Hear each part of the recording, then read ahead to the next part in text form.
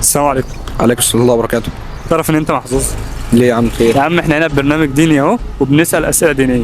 هسالك 3 اسئله. دقيقة واحدة بس، خليك معايا يا حميد بس دقيقة. هسالك 3 اسئله، كل اتفضل يا سؤال هتاخد ظرف، الظرف ده داخله 100 جنيه. تمام تمام؟ تمام الظرف داخله 100 جنيه، زياده تاكيد بس عشان ايه؟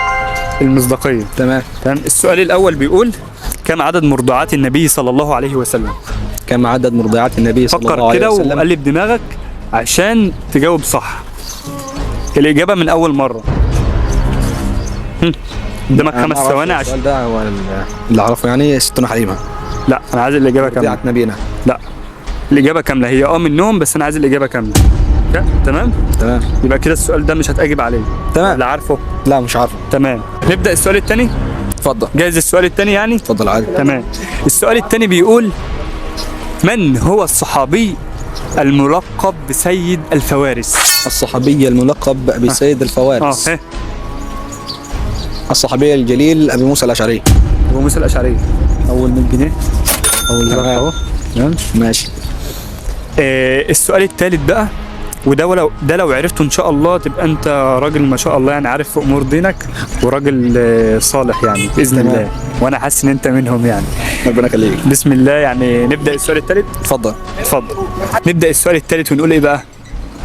ما جزاء المتقين عند الله سبحانه وتعالى يوم القيامه؟ جزاء المتقين عند الله إيه سبحانه جزاء وتعالى يوم المتقين القيامة. عند الله سبحانه وتعالى يوم القيامه. ده جاوبك عليه يعني هو قراءة. قراءة؟ مش إجابة سؤال كده. اجي بس المهم تجيب صح. إن للمتقين مفازا حدائق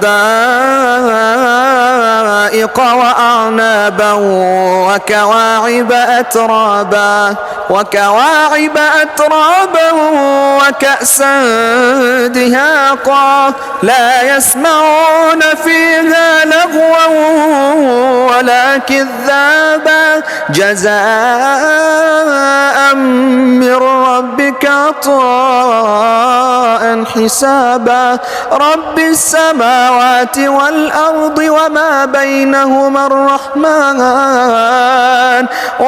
بينهما الرحمن لا يملكون منه خطابا. وقفت ليه يا عم؟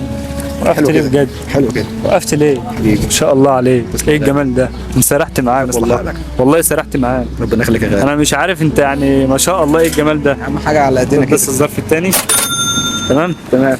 وانا دلوقتي يعني انا كان نفسي اديك الظرف الثالث بس يعني انت خلاص اجبت على سؤالين، ف دلوقتي انت خدت ظرفين. الظرف الثالث ده بقى ان شاء الله نشوف حد تاني نديهوله. تمام. وانا هنتظرك عشان تشوف الحلقه ان شاء الله. الحلقه هتنزل على القناه اسمها محمود صلاح. تمام تمام يا غالي. هستناك. تمام. تمام.